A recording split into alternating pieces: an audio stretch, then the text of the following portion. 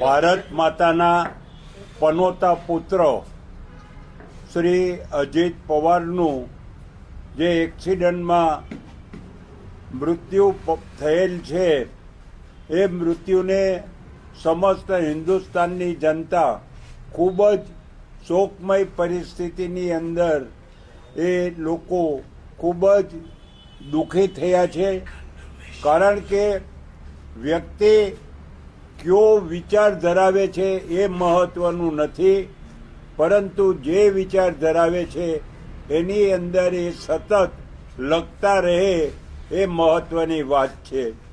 અજીત પવાર જ્યારે એમના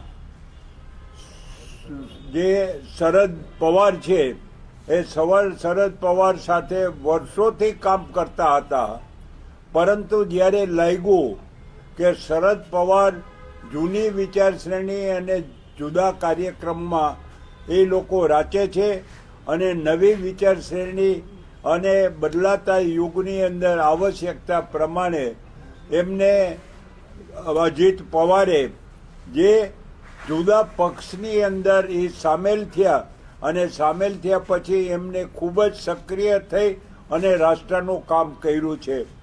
ભારતની સંસ્કૃતિના રખેવાળ તરીકે એ માણસે ખૂબ જ ધગશથી કામ કરી છે.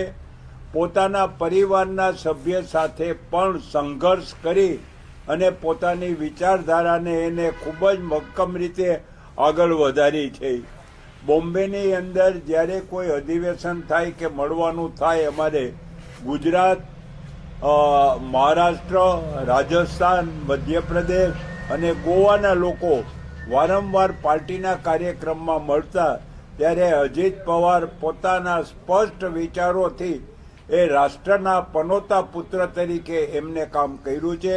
આવા પનોતા પુત્રને આપણે સૌ એમને શ્રદ્ધાંજલિ આપીએ અને એ વ્યક્તિએ કરેલા કામની અંદર અધૂરપ જે કંઈ રહી હોય, એમના વિચારો જે કંઈ રાષ્ટ્રને સમર્પિત થવા માટે કરેલા હોય એ કાર્ય બાકીના લોકો પૂર્ણ કરે એવી ઈશ્વરને પ્રાર્થના.